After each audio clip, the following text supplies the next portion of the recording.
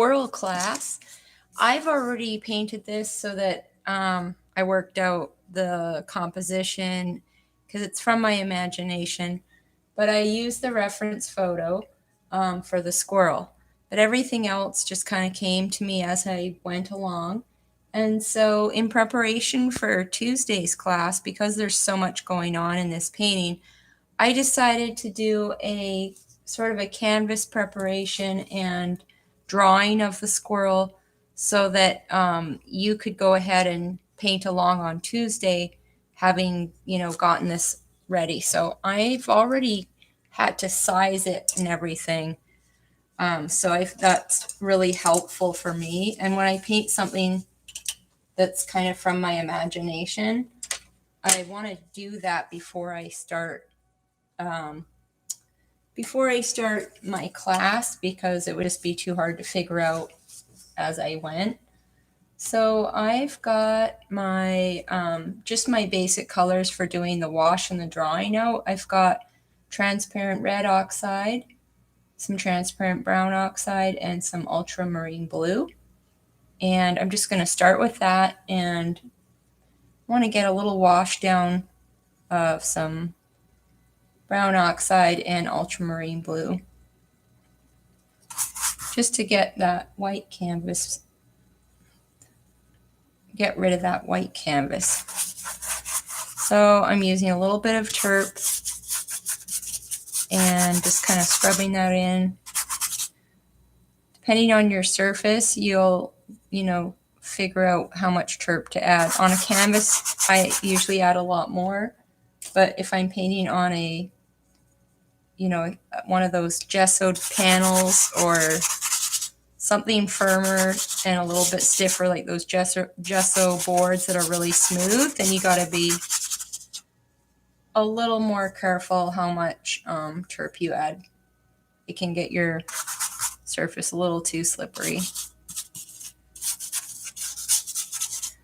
So you just want to get a good amount on. You don't want it to be super dark, just enough to cover the white. So now I just got my paper towel and I'm just gonna wipe this off. And also that kind of lifts off any extra turp that you put on. Now if I was doing this on a smoother surface, I would use less turp and maybe a tiny bit more pigment, because I know it spreads around and kind of wipes off as you wipe it off, whereas the canvas just kind of absorbs it. So, okay, so now that I've got that out of the way, I'm going to switch to I usually like to sketch in on this size with like a number 4 flat. This is a Simply Simmons, but I like the silver bristle-on brushes as well. So you can get a little bit of that brown oxide and some ultramarine blue. And I drew the squirrel sort of in the middle of the canvas here. And then to sort of make it more festive and fall, this pumpkin here, I just kind of sketched it in. I have a few pumpkin reference photos that I'll send one or two, but mostly it's just sort of made up in the background there. So you can kind of gauge, you want to gauge where the feet are going to go. They're kind of hidden in the grass. And then I'm looking at sort of the top ears, maybe around here. The other ear, somewhere, the top of his head is around there. And then I'm looking at the shape of his face. And one of the things you'll notice is it's very triangular. Let me just get the original reference photo here.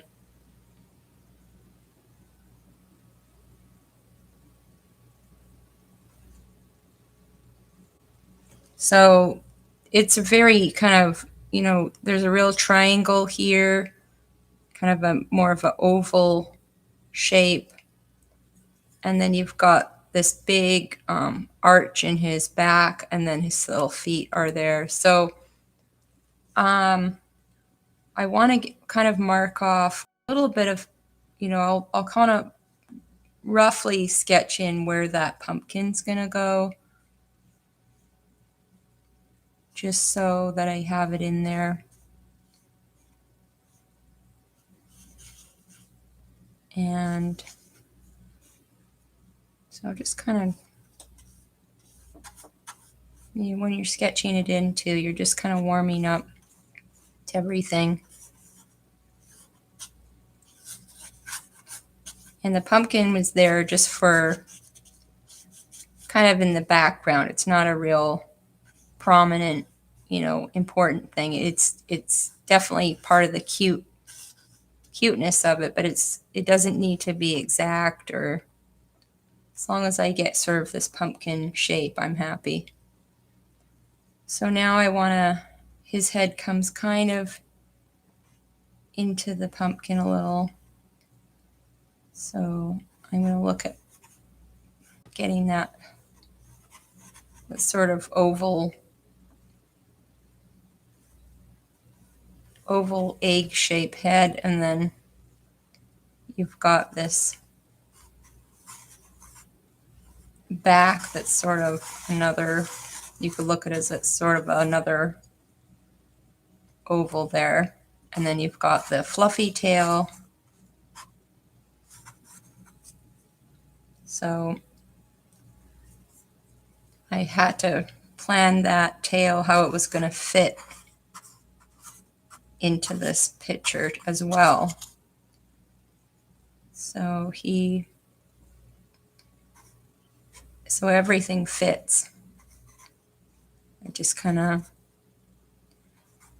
you want to figure that out in the beginning because you don't want to, you want to get it all drafted in the beginning, because you don't want to go back later and have to redraw everything. So I think that kind of gets everything in there. So if you look at this canvas, you sort of, if you look at it in 3 parts, you know, you can kind of, this is another way of sort of gauging your drawing.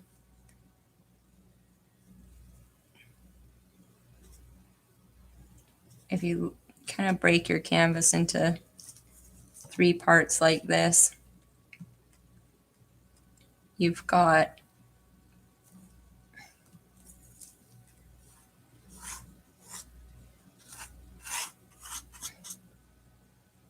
that's another thing that you can kind of do to gauge your drawing. And then you look at you can take your reference photo and you can look at that and say, okay, maybe he needs to be a little taller. If I kind of look at that. So I'm going to just keep on drawing and making sure I get the main parts in. And I can look at that triangular shape there, and then I know the one eye is right there, and then all you can see is kind of the side of his face there.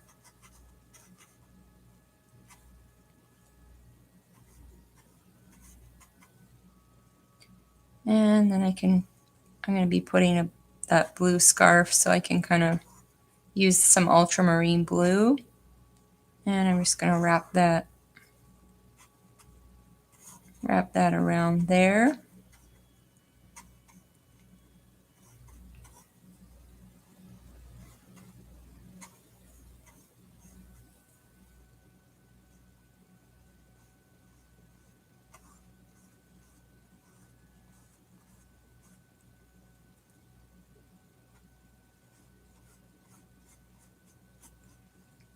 And it kind of comes under his arm. So now I'm going to just look at the, kind of the angles of the squirrel. You've got this shoulder here, this little arm, and it's like he's almost like sitting down on his, almost leaning into the back of his legs. I don't know really much about squirrels, but it looks like he's kind of bending his legs in a way that kind of lets him sit in a funny position, sort of sitting, maybe he's sitting on his tail. I have no idea. But anyways, his little arm kind of comes out. I always look at how the head lines up with the shoulder, the knee.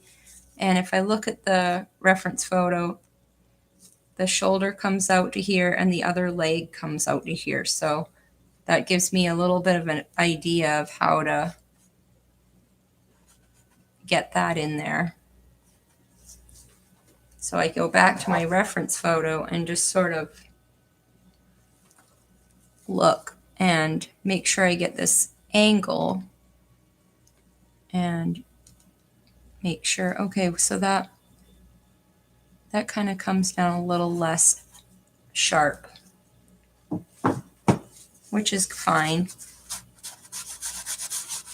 It wouldn't have been bad either way, but I want to do how I see it playing out, how I see it when I teach you. How do I gauge it? So then his little hand will show up better here too. And you don't have to get too into the details of the hand. You could just draw the basic shape like that, and then same with this little hand. Later you can get into the details. There's a bit of a nut right there.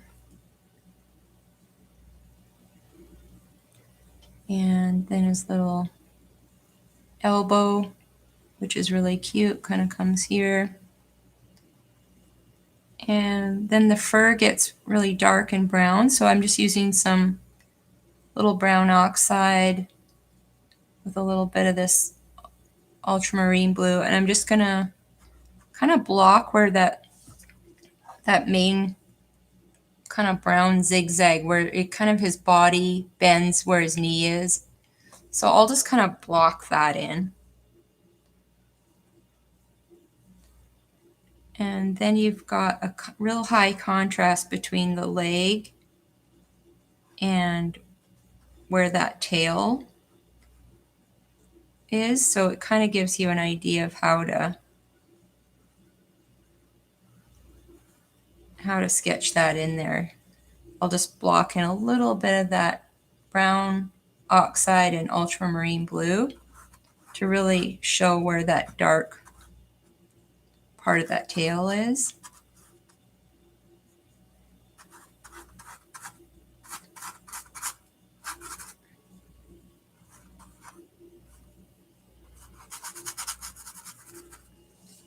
And that gives you a clear idea of where the back will go. Now his foot is hidden in the grass, and same with this one. So we're going to have grass coming up there later. And maybe I'll switch down to a little smaller brush and just finish drawing the eye.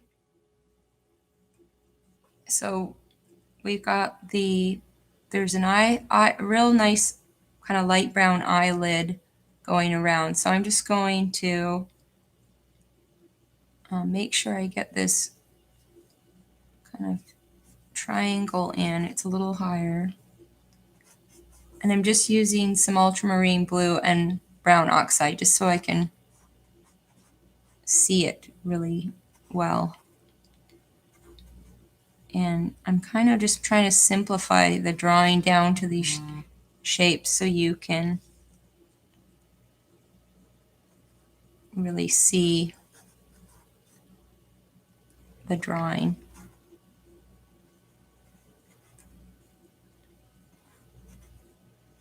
The ear and the other ear. And the eyes right around there.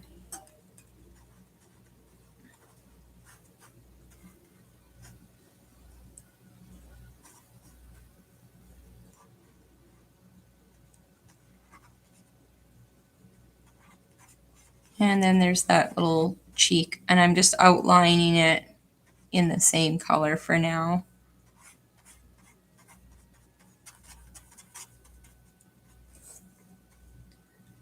And I'll just darken where the actual darkest part of the eye is so you can see that. And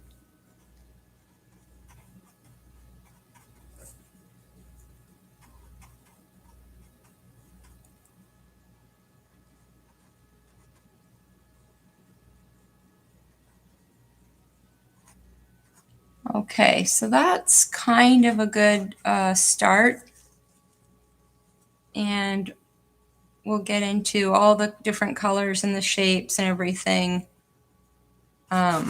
Here's sort of the rest of the tail. There's a little curl right here. You want to kind of capture that. And the rest we'll do on Tuesday. But this gives you something to start off with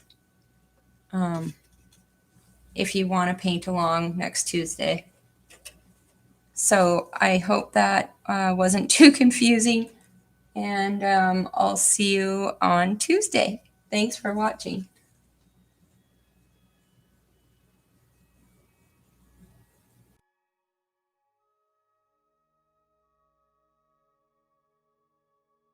Okay, so I sent out a video, and the reason I did is for those of you who wanted to paint along, you've got the, you could have pre-painted this.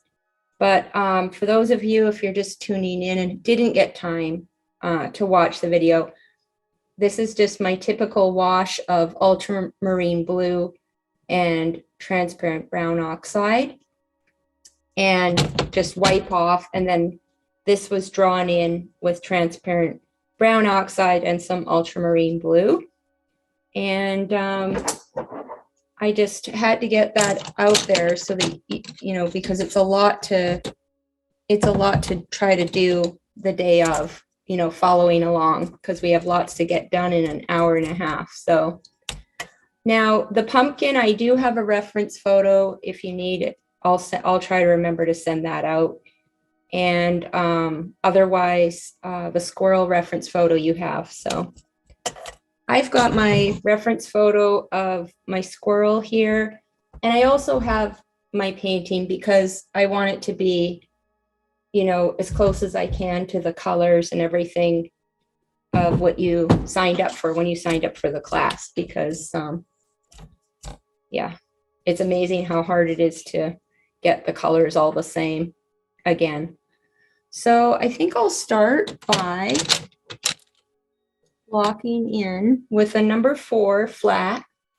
I'm going, and again, my colors, I've got them up here, but I'm going to move them here so you can see the top. There's yellow, white, black, yellow ochre, and orange. And then the rest of the colors I've got here, but you won't see those colors up top. So that's why I keep the basic ones up there. Okay, so I'm going to use my number 4 flat, and I want to get some of these different browns going. So I'm going to get some of this transparent brown oxide and a little bit of terp. I'm going to just get some of that brown oxide going on the tail, because this is all dry paint here. And I want to get some of that underpaint for the tail. That way I can show off all the pretty fluffy not feathers, hairs. So it's kind of fun to paint something like a squirrel, something different. Even if squirrels aren't your favorite creatures, it just gives you a new challenge that probably won't hurt your painting skills for things that you really enjoy painting. So sometimes the odd challenge is good. Stretch your mind and You'll find stretching that will stretch your art skills, the way you look at things. So now you can see I've got a nice little underpaint of that brown oxide. And I'm going to get a little bit of that going up here, just some brown oxide.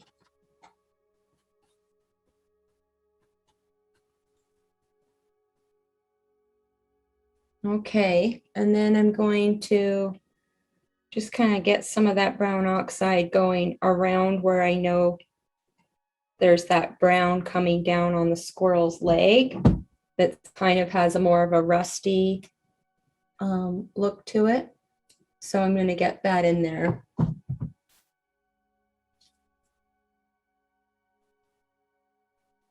Maybe a little under here. It's just a lot easier later to get to add the lighter paint to the dark rather than adding dark back into lighter, thicker paint. It's very hard. So I always start with this kind of, you know, thin underpaint. And when I have a painting that's been sitting a few days like this, drying out, it doesn't hurt to get a little bit of this going on the canvas, just some moisture going. Okay, then I think the next thing I would like to get in there is some of those off whites that you see in the fur. So I'll get some white, and now I'm adding white, and I'm going to use a little viridian, a little more brown oxide, and I'm just going to test that out here.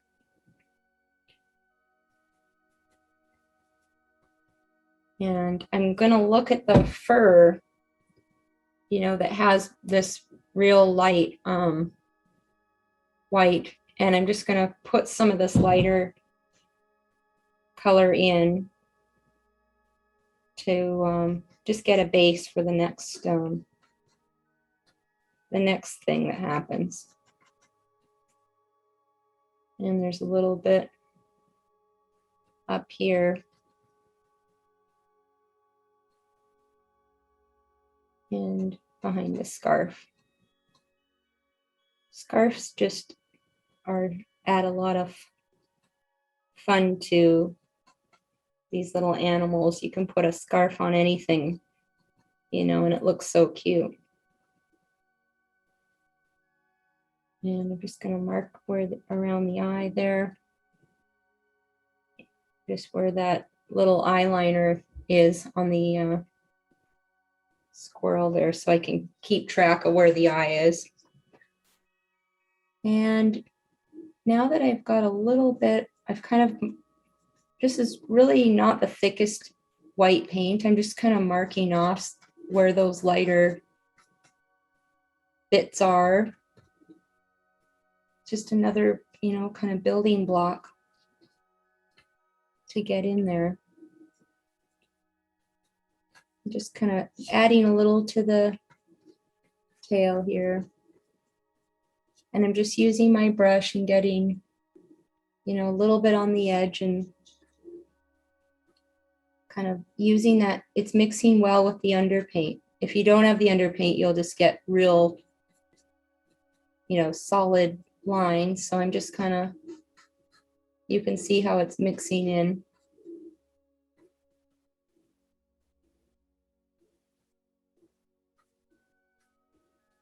To that underpaint there. And now I'm going to just get a little up here where there's some behind the ear, some lighter fur there. Also, you can start to see a pattern of, you know, where are the darks and the lights on the squirrel. I'm going to add a little now of a mid-tone. So I'll get some of the brown and a little bit of this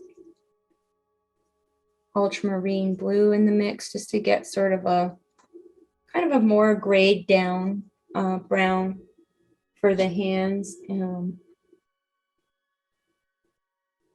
I'm not drawing in the fingers yet. I'm just kind of maybe do, 3 little brush strokes like that, sort of just to give a hint where those little hands are. I add a little bit of more brown. And I'm paying attention to the squirrel's hands. They go kind of gray, but then there's more of that rusty brown color. So I'm just going to add a little more brown, a little more ultramarine blue, just to keep it a little more on the grayed down side. It's always hard to know what color you want to paint.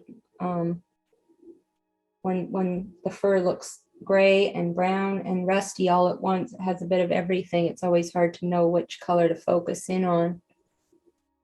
So start off with that kind of darker brown color that is at least the darkest color I see. And it kind of comes around here. So that's just some ultramarine blue and a little bit of brown oxide and a little bit of white in there. And I'll work a little bit of that in here into the fur. And you notice how I'm not making solid strokes. I'm kind of dabbing a little because I want it to have a texture, that fur texture. And then I've left this here under paint. I'm going to just, before I get too much in there, I'm going to quickly add a little bit of the nut, and I'm going to use a little bit of red oxide for that, just so it really shows up. And just putting in that little shape there. And there's a little bit showing down here. And we'll add the details later. And okay, then I'm gonna switch back to that number 4 brush, and I'll put in a little bit more brown oxide, a little bit more ultramarine blue, and I just want to get that underarm a little darker. And I can add a little bit of that between the fingers there. There's a lot of little details on this guy. So I've just marked them off, kind of just basic straight, and then later we can smooth out those edges a bit. Just putting some of that dark in there, just because later I know I'm gonna make it a little darker with the greens anyway, so just to set him on top of that grass.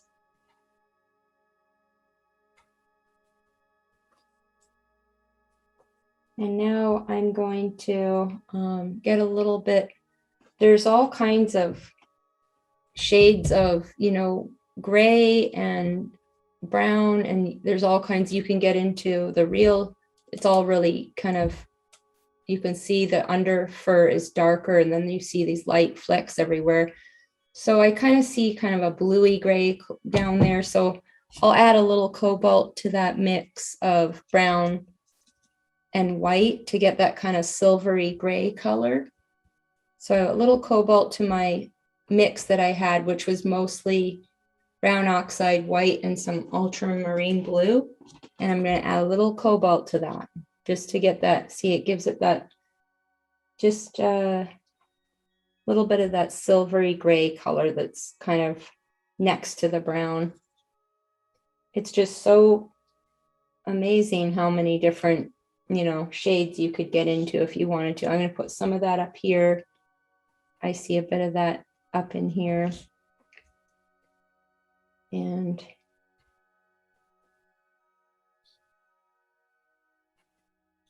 get a little more white and a little bit more cobalt. And get some of that lighter fur where it's catching the light more up here.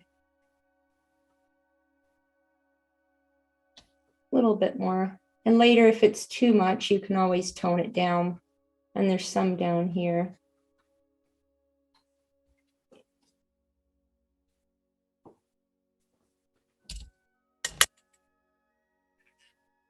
And you can soften those edges a little. So you've got your brown where it meets the, it's kind of darker in some areas and then it softens off here. So I'll just get a little, I've got this little, well, this is maybe a little too small. Go to this number 2 maybe, and just kind of use your dry brush to kind of blend that area there just to soften that fur. It's a lot of fur fluffing again here. So keep it darker down near the bottom and it's kind of darker up here. Like that. And I'm going to get some yellow ochre now in the mix. And I've got this little number 2. It's a number 2 bright. So it'll get me where I want to go because it's small enough and I can control it enough to do some painting around the eye and everything with it. So I'm going to get some white and yellow ochre. And I'm using whatever this brown oxide was on my palette here. And you can add a bit of that. See how it, add a bit of that down in the fur here. There's some lighter. You can even add maybe a little hint of orange in there. And just kind of blend some of that in. And on the top of his little arm, which is really kind of cute, there's more of that. So I'll add a little bit of white to that mix and then go back and add some highlights on the fur there. He has a lot more of that kind of yellowy, rusty color there. And a bit more back in here. So now I'll leave that for now. I'm not going to get too fussy with all that. I'm going to go and work on his little face, which is, you know, your typical squirrel face. Kind of looking at you like, just give me the nuts and walk away. So I'm just going to add a little white and a little bit more of this red oxide to give it that warmer, you know, kind of rusty look. And I'm just going to go in and put a little bit of the sort of eyelid around the eye. So that's probably one of the most, you know, challenging things is always getting the eye in there close to the way it looks on in the photo. And so I shaped the eye and I'm looking at my, I'm looking at my reference photo and I'm paying attention to this swoop here and this little part, this little corner part, and then the way the eye shapes around there.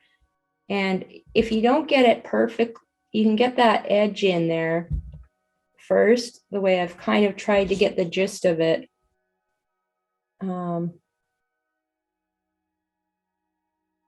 So you get it in like that, and it's, it's not, ideal, but you can go back. Now I'll get my black brush.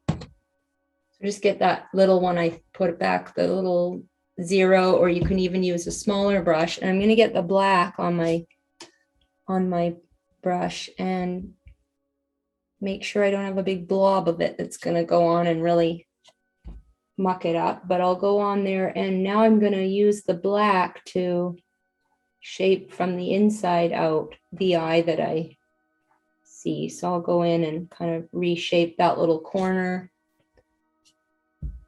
And then I'll maybe give that a little shaping. So you can work it back and forth till you get the right, feel of the eye that you see. And then if you were to do too much black, same thing, you would go back with your eyelid color and just go and reshape. So you don't have to feel, you're not stuck either way if you go too far one way or the other. And then I'll use some of that mixture of yellow ochre, and I think I added some red oxide to it to get that kind of rusty color. And I'll just kind of frame out the ears so you can really kind of get the shape of where the ear's going. And I'll put a little highlight on that ear just so it shows up more. There is a highlight in the photo, but it's maybe a little softer, but I want mine to show up a little more. And I'll use that just to kind of get the gist of the nose. And this is probably, one of the few squirrel paintings I've ever painted. But like everything, just think about the shapes that you're painting, not so much the fact that it's a little squirrel. Just think, shapes. And so you can look at, when you're looking at the nose, to get an idea of, so you don't overpaint the nose. You want to really look at this shape here versus the size of the other side of his nose there. What a lot of people tend to do is they'll paint this, and then they'll go and paint this on this side too, and then it'll look like he's turning towards you again. So just make sure to really pay attention to the size of this shape versus this little bit that you can see. Same with the eye. It's more obvious because this is just a half, just not even half of his eye sticking out. But with the nose, sometimes people get confused and they'll draw from memory more than from looking at the shapes. They'll go and draw this, and then they'll draw a big thing like this, and then it'll really confuse them. So just when you're drawing, make sure to really pay attention to the shape of that. It's not equal on both sides. Just because I know with the duck painting, that was hard for some people to get the duck, because the same thing, you only saw half of the beak, not the whole. So I'll add a few of those lighter flecks in there, but you really want to keep this, whatever color, if it's brown or if it's a little, you could make it a little more, it's more of a dark brown. You really want to keep this darker than this cheek, because that also helps to give dimension to the face and show that you're really seeing the side of the squirrel's face, not the front of it. Sounds really straightforward until you go painting it, and then you go, okay, now I know why she was going on about that, because it's a little trickier than you think. So another thing to look at is little shapes like you've got this line here to here. You can see that as, a triangle. And then, the rest of his head, you've got this little top of his head between the ears. Those are just little guidelines I use when I'm sketching it out. And I talk about this in the little video that you'll get the video with the I'll add it on to today, so you'll get the whole thing together. And now I'm thinking I want to get this scarf blocked in a little, because then I can finish doing the fur and everything around the cheek once that's in. I don't want to add it on top later. So I'm going to get just some ultramarine blue, and I'm going to use that color to start. And I just kind of going to block in a scarfy looking shape here, and get that in there so I can finish all the fur around it.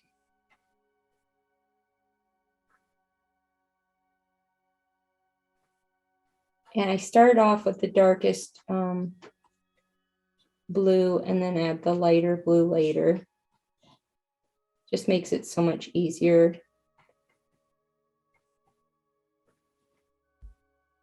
And I'll just add some imaginary, decoration at the end. And then for the next color of blue, I've got in my painting, I added some highlights to the blue. I add a little bit of cobalt blue. So I'll take a little cobalt blue, and you can use just some straight cobalt in the shadow, or maybe I need to add a little white to it. But I have a gradation. I didn't put any here. I want it to stay kind of dark there. So I kind of keep it going from dark to light. And then I'll go over here and dab a little. And then I left a little dark on each side just to kind of give the idea of a knot of some sort there. This is one of those paintings that is kind of has to be imagined. You have to really use your imagination for. And a little bit here. And then I'm going to take my brush and get some of that in there. I'm getting my brush with some more cobalt and white on it. And going to add a little more white to it. And as it goes down over his back, I'm going to add a little more of the cobalt and a little more white to it so that it just shows up brighter, catching the light more. And then it just kind of gives it the idea of wrapping around. And same with here. I won't go light under his arm because I want it to look like it's in the shadow. But if you like to make calendars like a lot of people do, it would be a fun one for October to put in a calendar or something like that. So now I'm going to go back to his little face and kind of touch that up. So I'm going to go and get some more of that kind of red oxide and white. Just adding a little bit more white to that. And I'm going to add some lighter fur to the cheek. I added a little bit more of this brown oxide just to kind of change it up a little.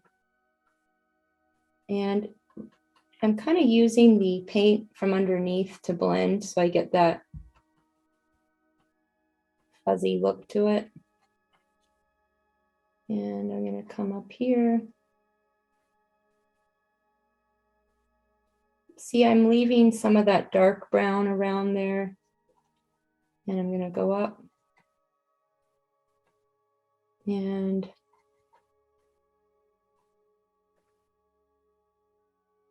make sure I have a little bit of that other side showing.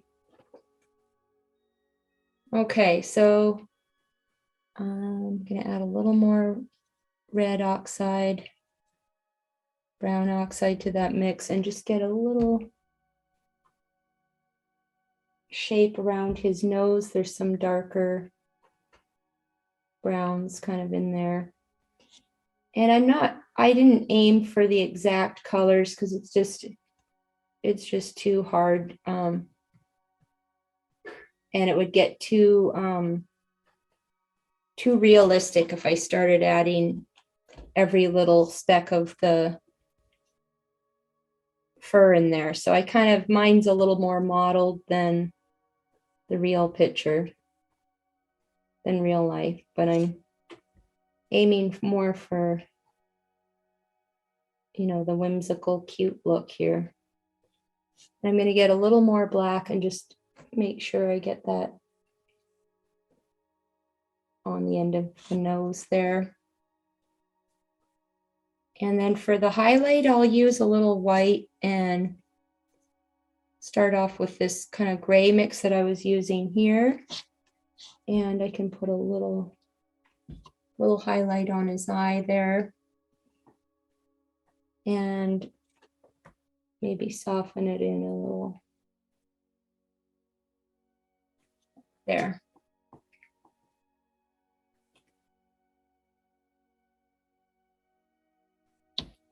If you lose the shape under the eye, just get some brown oxide in there and kind of rework it. You know, if you want to kind of get a little more shadow in there. And same with around the ear, just get some of that brown oxide in there and just kind of just dab a bit in there. And then I'll just get some of that fur color and take a little, just a few hairs of it over the scarf there. So you get a little bit of that. See if I can zoom in there. So you get the fur going over the edge of the scarf a little.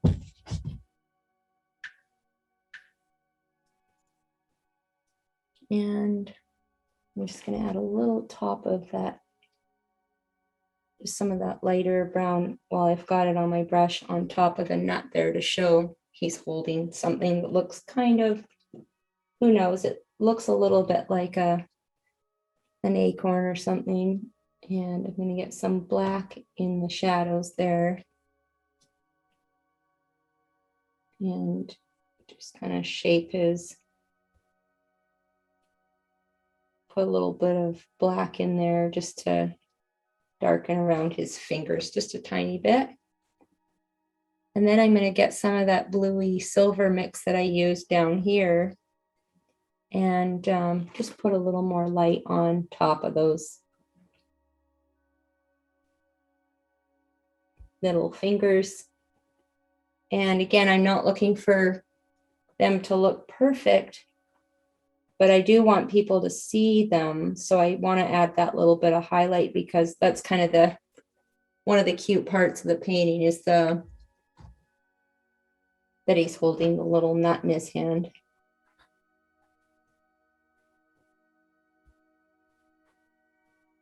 And you can put a little blue here and there in the fur. I take a little blue and put it in this tail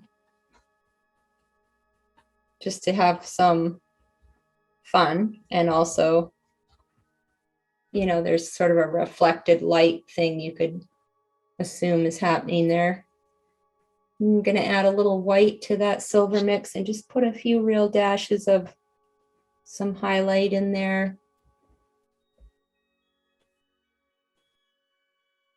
Get a little bit up here. And I'm not going to do too much more until I get, I want to get some of the background and work on my pumpkin now. And then we'll go back to finishing the tail. And I don't want to do the whiskers either until I get that pumpkin kind of blocked in. Not that it would be a big problem if I had to put them, if I had to paint over them. So no big deal. It's just, I always kind of think ahead to what's happening next. So I put out just some orange here. I'm going to get some orange, and I'm going to mix some red oxide in there and a little bit of that quinacridone red. And I want to start with a darker, warm orange at the bottom of the pumpkin. So I'm going to just get some of that warm, darker orange. Maybe it needs to go a little darker, so I'm going to add some more red oxide in there.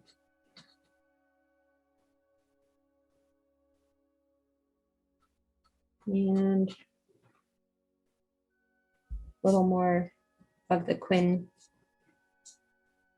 red. And I'm just going to block in some of that down here. I'm not going to block it in all the way to the top because I want to just get this darker, deeper orange in first. And just careful around our squirrel's face.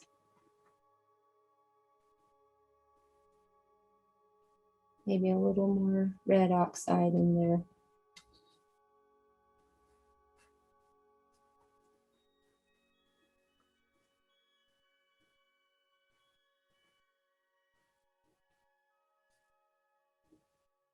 And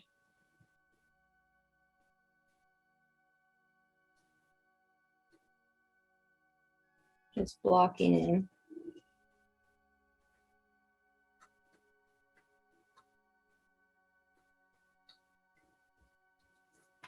Okay, now that I've got a bit of that nice color in there, I'm going to use just some red oxide and kind of put in those lines again. Because my underpaint's dry, I'm just going to put in some of those.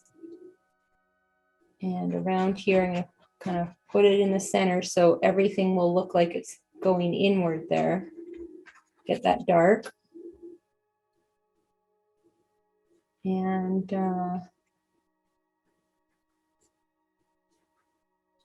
now we can build from there. So get some of that real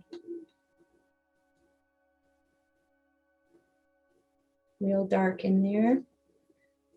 And just some brown oxide I'll use for the little stem. I'll leave this side here. This is kind of where a highlight's going to go. So I kind of leave that with the underpaint there. Now I can get some orange and mix it in a little more to that mix with some yellow. I'm going to add some yellow ochre and block that in. And as it gets closer to the light on top, it gets cooler. So it starts off real warm in the shadow, and then you work up to cooler on top. I'm just going to block that in.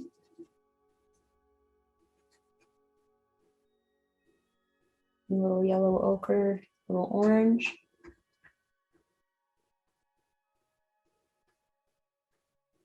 And just going to work this around.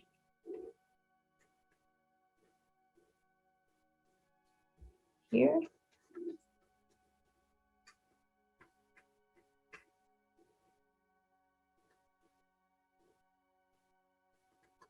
We haven't blended or anything, we're just blocking in and kind of getting the shape.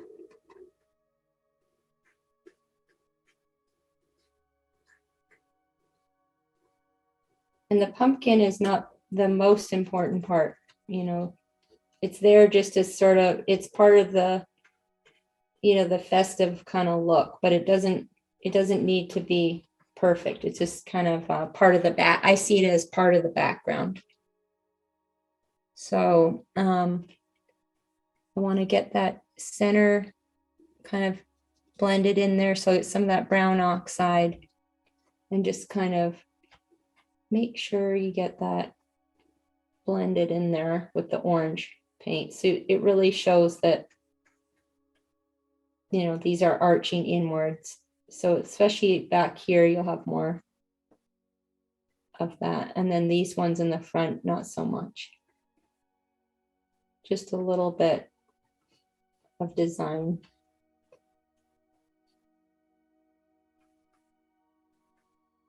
Once you get that kind of roughed in, then you can start adding some different colors of orange that are a little more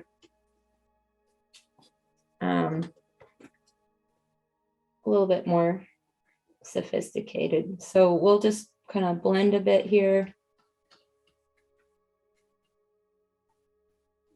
And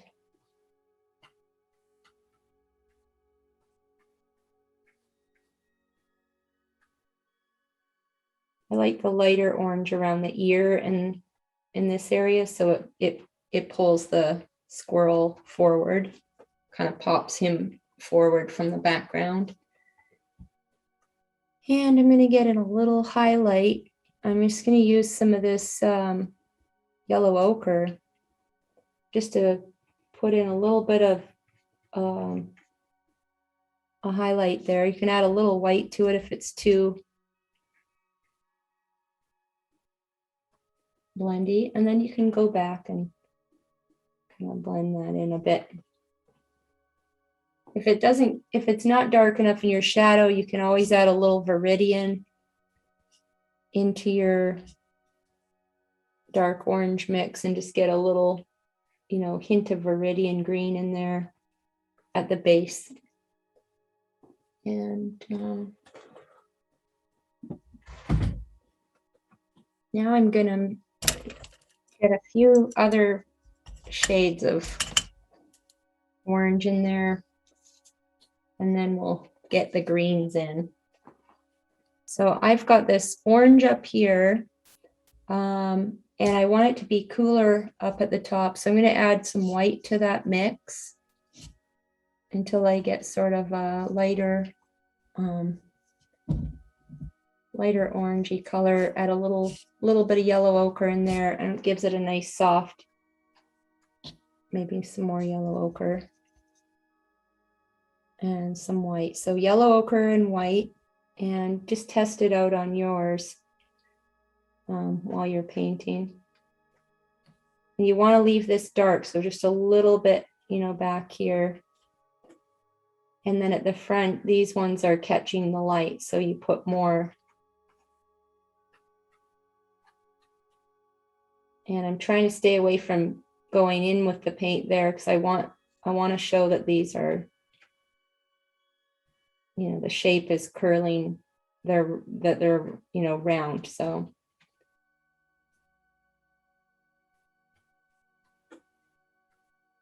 and I don't want to get overly fussy over this, because I just want to keep it simple and even maybe even less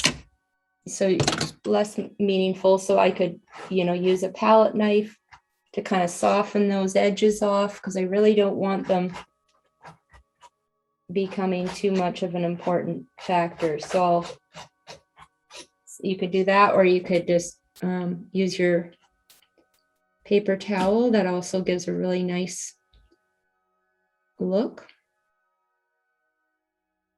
Or a fan brush, if you have a fan brush.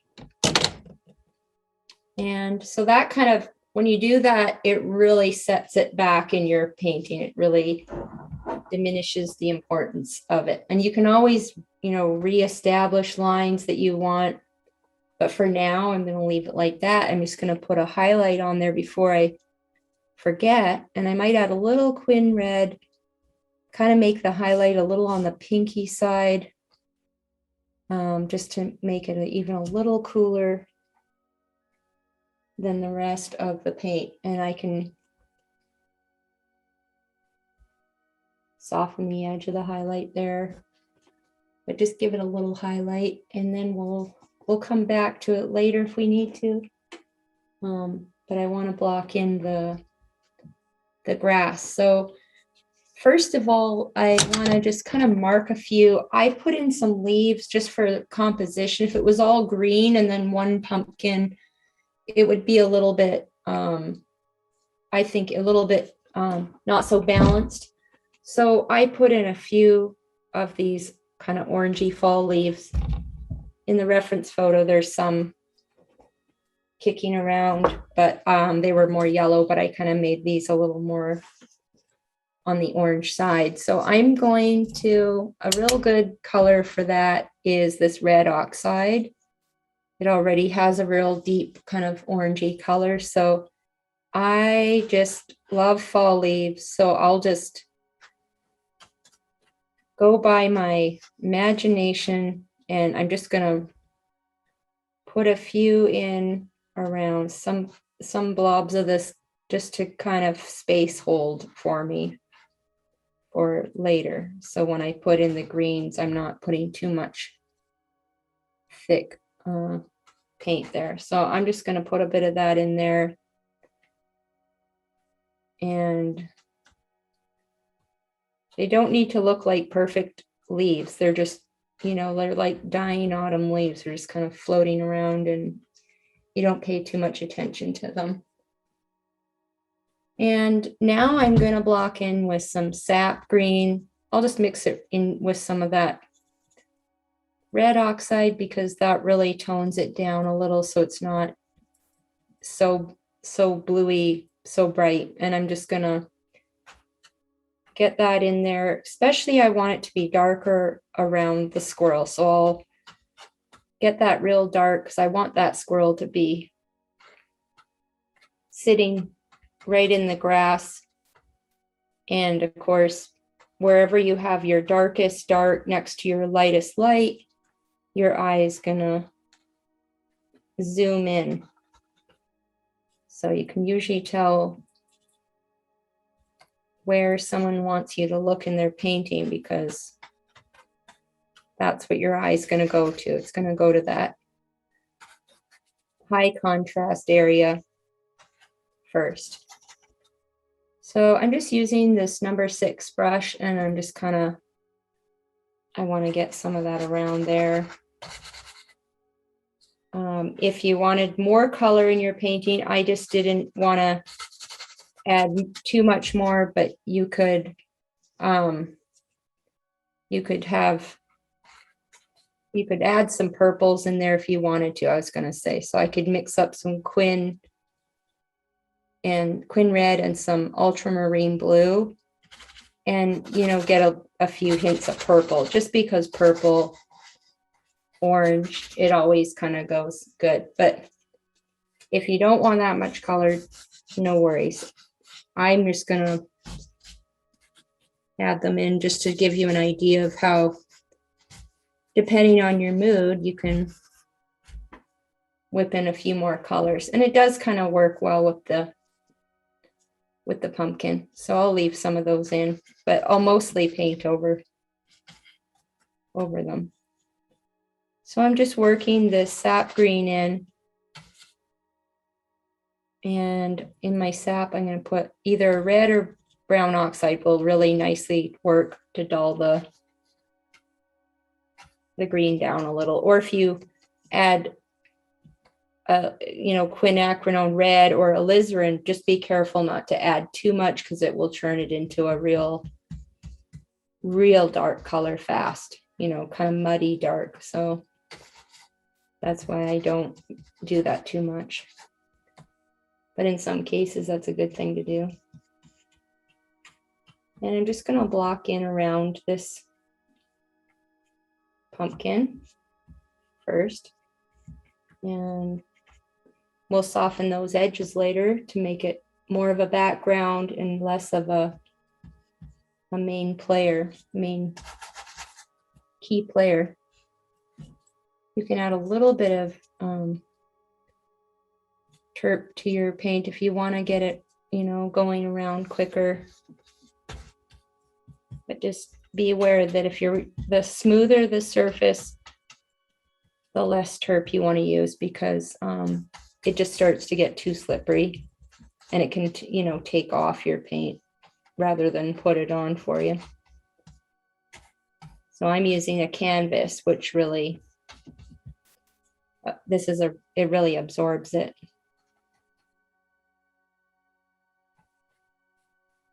Okay, so I'm just blocking in. This is the part you got to get done, and then you can add more. Get back to the fun part again. So I'm just going to block in around the tail, and I want to do that because of those final touches we're going to do on the fur, and you want to show off all those fuzzy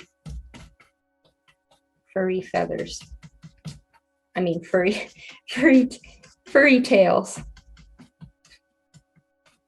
I paint more birds, obviously, than squirrels, so I've referred to him as having feathers a few times. And I have drank 2 cups of coffee today, so I shouldn't be talking like this. Okay, so I'm gonna, I'll blend a little bit of this into the leaf because that also they're sitting in the green. And then I'm gonna soften the edge of the bottom of that pumpkin with some of that sap green. So just get your brush in there, and I use the edge of this brush, and I'll put in some greens, and it takes away orange. So just go back and get more, green on your brush, and you'll be able to keep that going. I just kind of love that it takes away the bottom of the pumpkin, so it's not as boring. And you can get some viridian and some yellow ochre, and just get some of this nice, makes a really nice green, and just get some of those lighter grasses in there. And I kind of was playing with the abstract up here, just putting some, marks up there that were a little more square, less down here is more real, but you can just make interesting marks because you can, it's a painting. So some of them I just do real grassy strokes, but then some of them I might just, make a solid line just for something different. So it doesn't all have to be the same. And now I'm going to add a little bit of detail work to these leaves. So I'm going to just mix some yellow ochre into this pile of paint that was here. And it had, it was from the pumpkin. I had this red oxide, and it had some sap in there and yellow ochre. So red oxide, sap, yellow ochre, and you get kind of this nice, it almost looks like a raw umber actually. So yeah, that kind of gives it a raw umber look, but just going to add a little bit of more paint because all I had was that underpaint. You can even add a little cad yellow to it just to get it. We want to get it to show up as a little more of a yellowy orange. So add a little cad yellow, a little orange to that, and you'll get just a little more of that yellowy, dry leaf look in there. And it's fun to take subjects like this where you have to kind of create your own little story.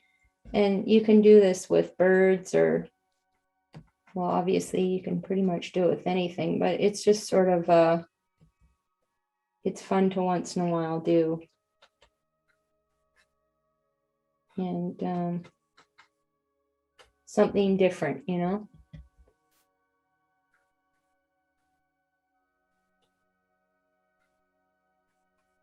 you know, it could be something out of a story, but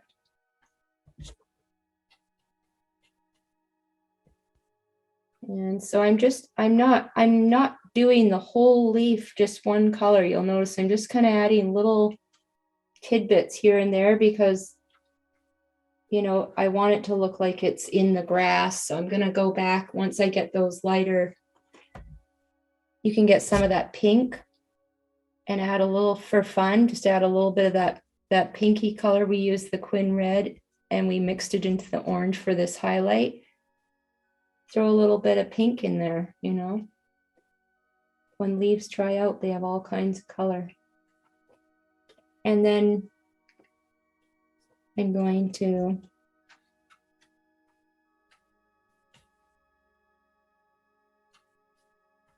add a little more orange in there, especially over here.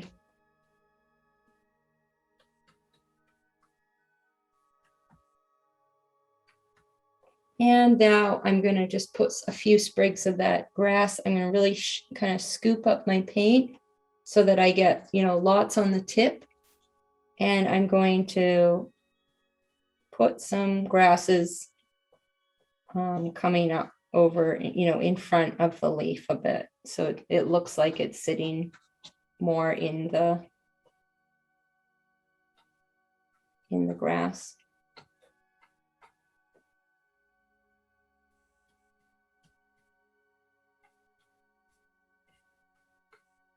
And I'm gonna kind of ruffle it up a little down here around his, where he's you know, sitting in the grass, just to really give it a look that he's in the grass now. And okay, so now I'm going to, there's lots I can do. So I'll just okay, I forgot. Here's something I missed. I was too cautious. I didn't even bring the paint down to his ear. There's a lot of detail when you're, you know, painting out something like this. There's just so many little details. So I don't think of them so much when I'm painting, but then when I'm explaining it, I realize there's a lot more than I thought. So I'm just going to mix up a little sap and cad yellow, which makes kind of it's just so happy a green. It's just like a green in Ireland that's getting the sun, like a golf course green. So I'm going to dull it down with some brown oxide and a little white. And then I'm back to a more kind of more of a landscapey army green. And I'm just going to put a little more marks in there. And you'll notice some of them I'm just leaving kind of square. It just looks more interesting than having all of it the same. And there's this purple patch. I didn't really cover it up, but I'll cover it up a little. Don't want it to be sitting there, you know, by itself. So I'll just kind of add a few marks. And up here, I'm just gonna, you can add the beauty is you can add a square mark that looks kind of modern, and then you can go ahead and just kind of lightly move your brush over it and soften the edges. And before you know it, you have kind of an interesting texture. So just an idea for more background ideas, you know. And okay, so now we have some edges to work on. So we've got this pumpkin with the severe edge. So one of the things you can do is either soften so you can soften edges by putting, you know, a lighter color next to it. That softens the edge because you've got now less contrast. Or you can just take your brush and drag some of that across. Now make sure You wipe your brush, but take the edge just on a dry brush and just, dust the orange into the background a bit, like that. And take off that edge, and it becomes now part of the background more. It's not drawing your eye right in. You can just soften that edge. Doesn't need to be perfect because it's not your main focal point. So just by blurring the edge and keeping the squirrel tighter in, its lines and everything, you're creating like a depth to it, because this is more in focus. And you can even take a little bit of that yellow and just sort of, you can have a few spots that are tighter on the leaves if you want to, just draw have some little intricate little details here and there. And I even will take some of that and just make a few marks, of that color here and there. And up here, I'll add a little white to that mix, because when you add white to it, it makes it less warm. So you want to put those lighter, less warm colors up in here. So I'll just put a few marks, and then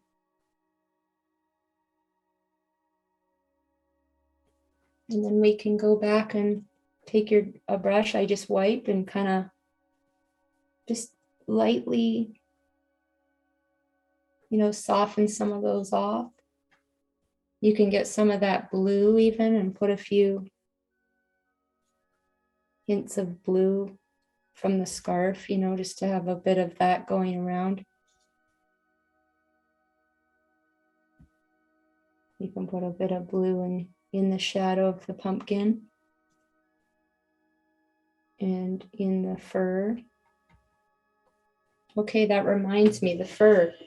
We've got to really work on the tail a bit, because I've left it just boring, just blocked in, because I wanted to get the green in so that I could make these more wild brush strokes over top. So we've got to lighten up the squirrel.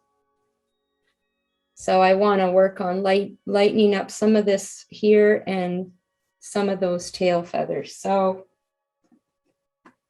I think a number 6 for the tail is probably good. I want to get some of this white paint, and I could add a little bit of this, bluey gray mix to it. So it's not perfect white. It's a little more of a off-white. And I just put my brush down and I'll pull across. And it's all personal preference. You could just do little, fur marks like that. You could just do, little, but I like to mix it up just like the grass. I don't want everything just, in this painting anyways, I didn't make everything wispy. I'm some of it is just one brush strokes, and it kind of breaks it up so you have a bit of variety. And if you're getting your paint, it's not thick enough, just get more white and a little bit of that gray mix, which was just some cobalt,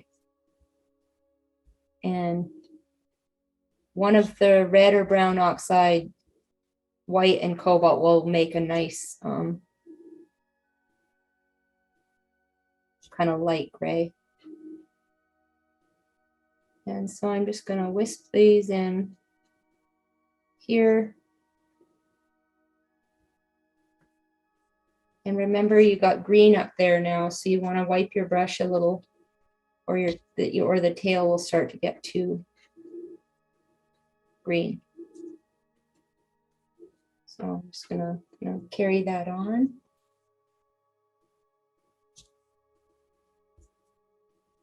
You could add a little more cobalt blue for this one.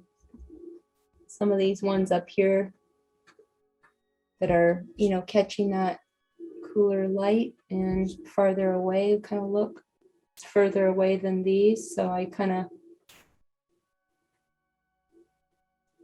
you can go with a more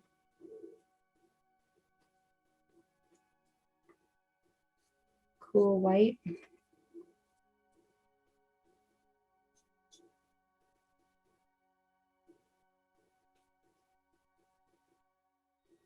And we'll just kind of soften that in there.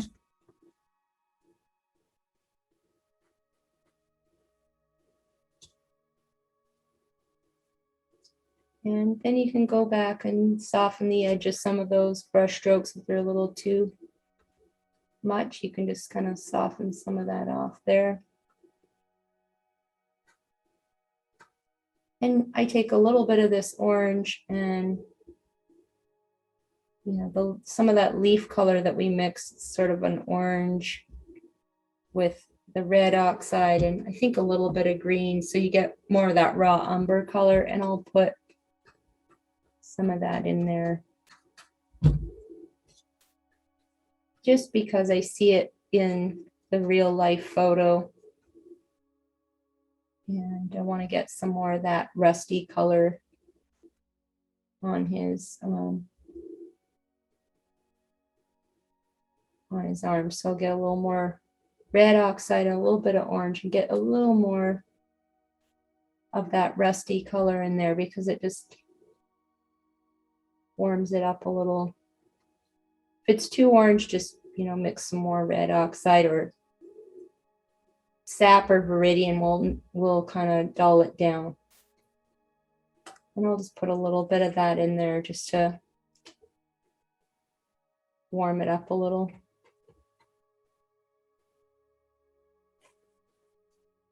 And I've got the tail a lot lighter now.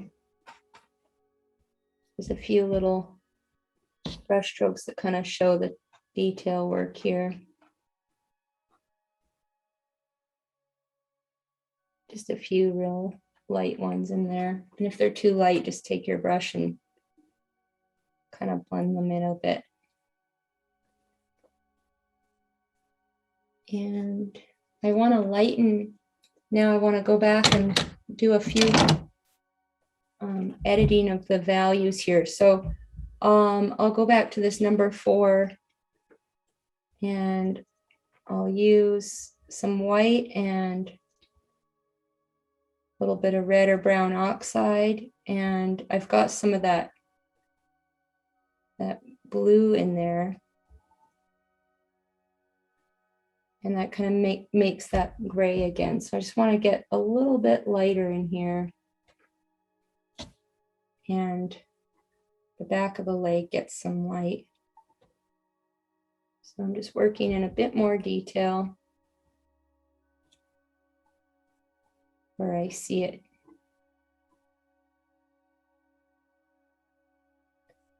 And up here. And you can place it, some of the light strokes in there, and then you can always go back later with a small brush and kind of blend them in. You don't have to get them all in perfect. And I'm just getting some of those, dabbing some of that paint to really show that it's a real fur effect. And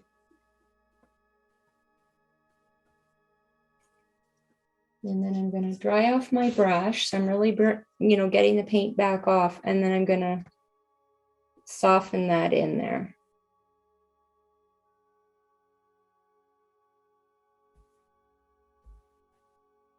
And so I'm just using my brush kind of cleaned off to do that.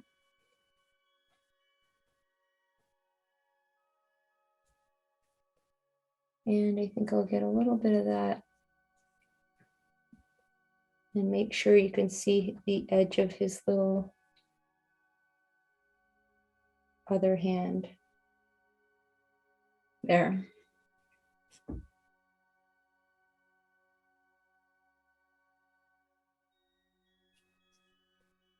And there's a little bit more. Oops.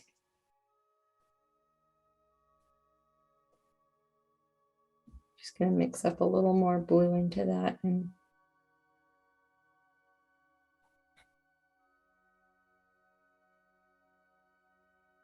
catch the edge of those little knuckles. And I'm going to go back to the face, and I want to go to work with the details there. So back to this little 0 flat, because anything small will work. And I want to get the side of that other eye. So we've got this eye, and then we've got a little bit of the eye showing here. So I'm just going to use black and draw the edge of that eye there. So I just put a bit of that in, and you can kind of darken the edge of the whole thing if you want it to really show up. And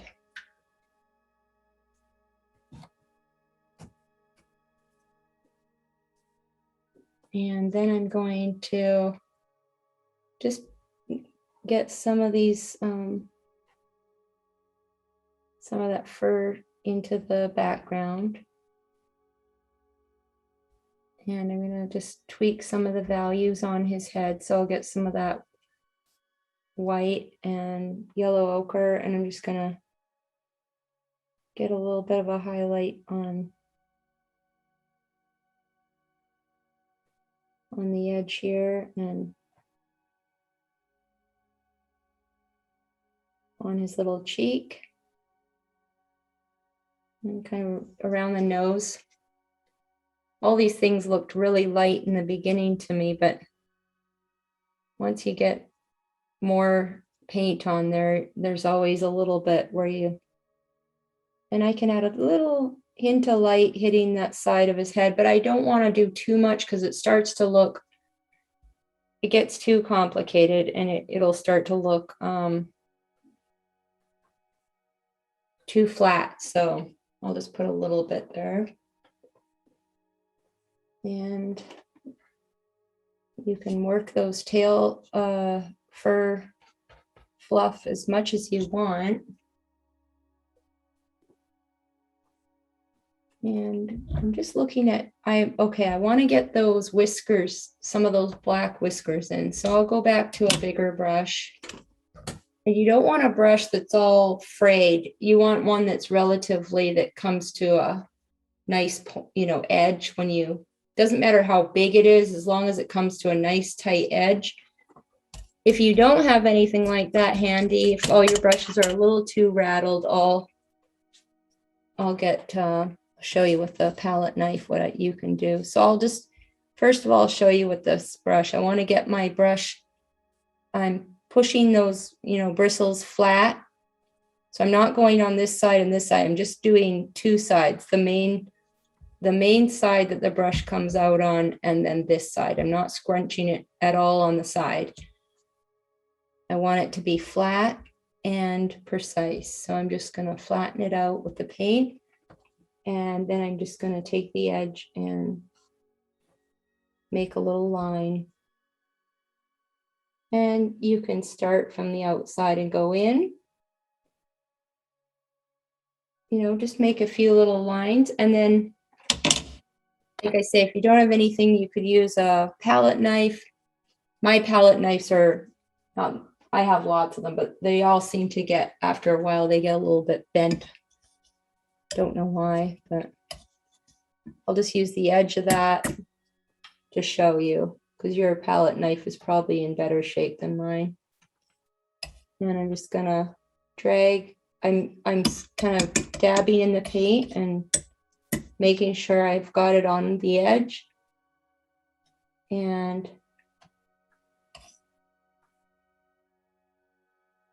whoops, not getting enough on there, so guess you really want to There. So you can see you can do it with the palette knife too. And go back with your brush and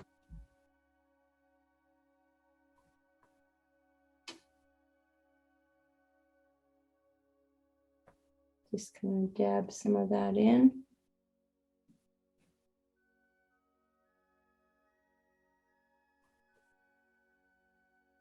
And if you make a mistake and you don't like the way one of your whiskers is maybe too thick, for example, like maybe that one, you could go get some of that orange and a little bit of that Quin red and red oxide and just go in and, you know, paint out some of the part that you didn't like that, soften it right off. There's enough paint underneath that you can just kind of soften those lines out a little if you don't like the way they turned out.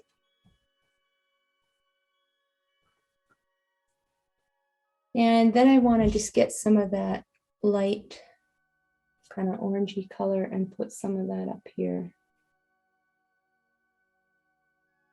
And fluff up the edge a little on the ear.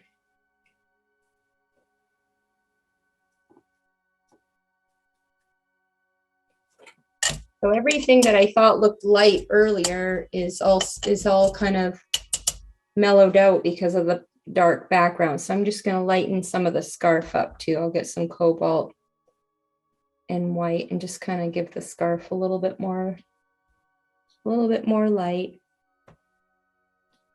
So if you get a little bit like that in there, and you don't want to keep spreading it and lose all the dimension. So just get your paper towel and wipe and then just kind of soften that highlight into the scarf so you don't lose all that nice shape that you worked so hard on earlier.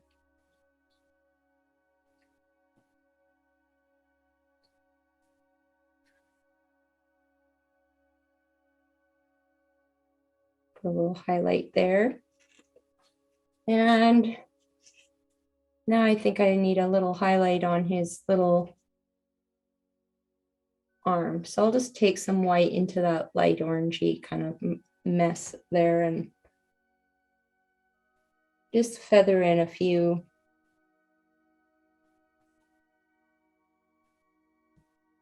little bit of a light edge there. And I'm using a dry brush just to blend in a little bit. You don't want to lose this, you know, the shading you did on the elbow because it kind of gives it that shape, that round shape.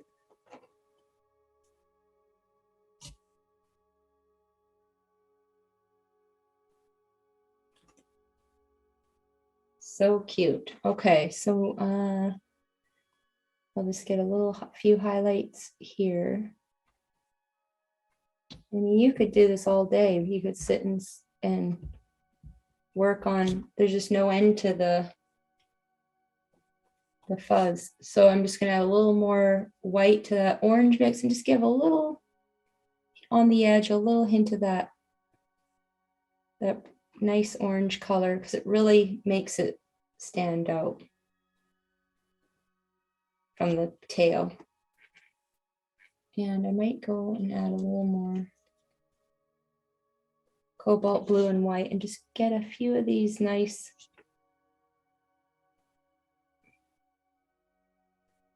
bits of the scarf to kind of come over the edge there.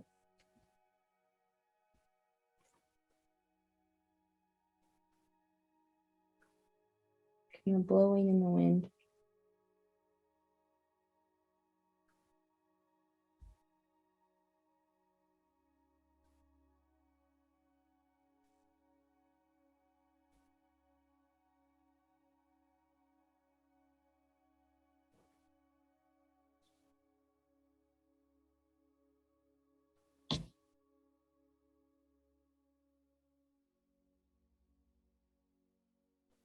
Okay, so you can play around with that some more.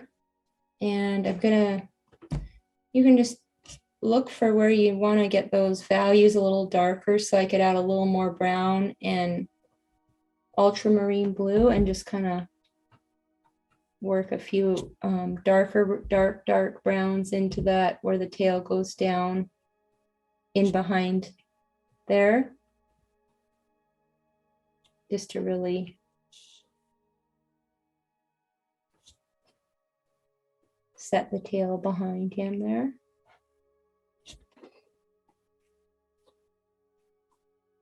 And I might just add a little more of that Quin red and mix it into this orange and just put a few darker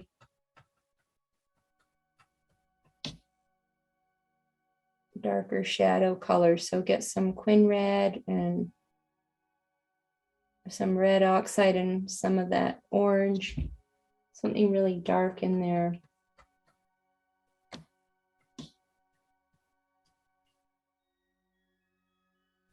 And you can put some of that in the shadows there.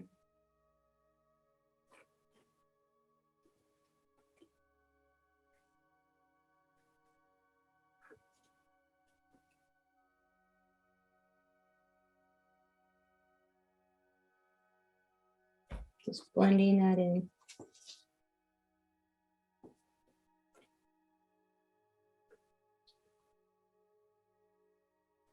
And just getting some of that light color there and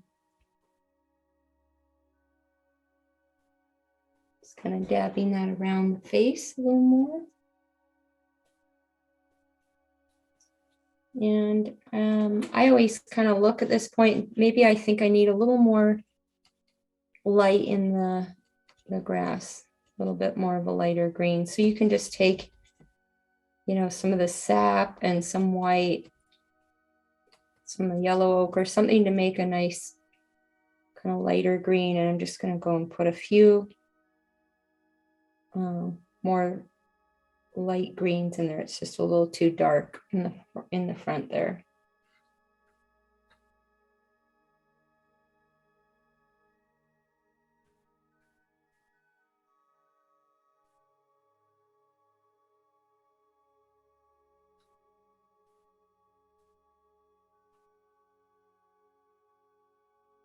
And in front of the squirrel too, you can have a few lighter strokes of green. And in front of the pumpkin, give it a little dimension when you add that little bit of light green. Kind of shows the lights hitting some of those pieces of grass there.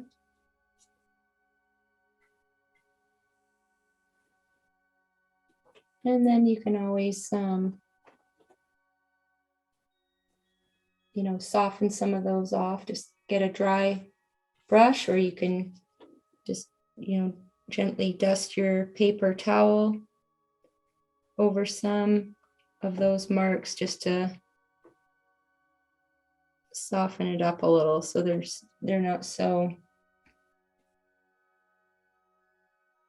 stuck, you know. Okay. And I might add a little more blue in there. Some more of that, a little touch of that purple even. Just put just a few of those little dabs of color in there. And because mine is on the table, I kind of will tip it up and see.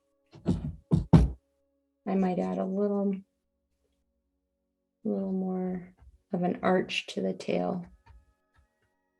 It was looking a little square.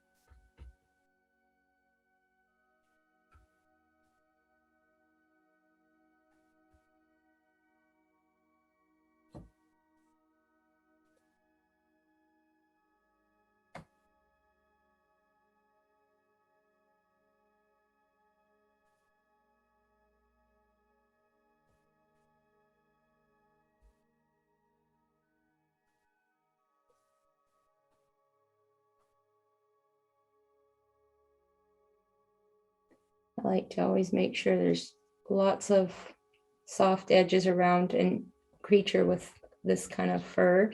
So I just kind of double check that I've got enough of that around there.